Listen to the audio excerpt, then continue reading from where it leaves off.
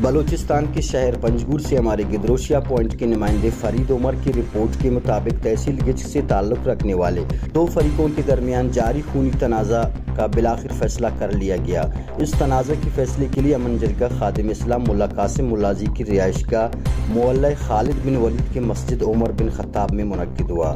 امن جرگہ میں مفتی مکران مولانا مولا بخش، معروف قبائلی شخصیت خادم اسلام ملا قاسم ملازی، خطیب پنجگور مولانا علی احمد، مفتی آصف عثمان، مولانا عبدالعلیم، قاضی عطا اللہ کی سربراہی میں منعقد ہوا۔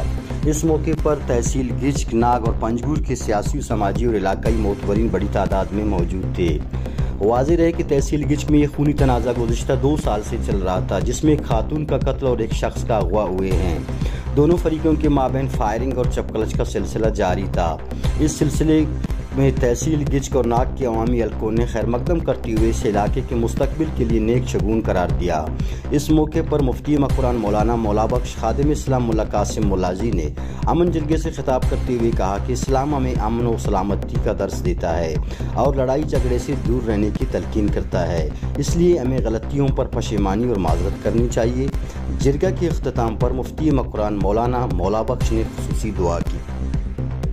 مزید دلچسپ معلومات اور خبروں سے آگاہ ہونے کے لیے Gedrosia point Facebook page, Instagram, Twitter کو فالو اور یوٹیوب چینل کو سبسکرائب کریں۔ بیل آئیکن بٹن دبانا نہ بھولیں۔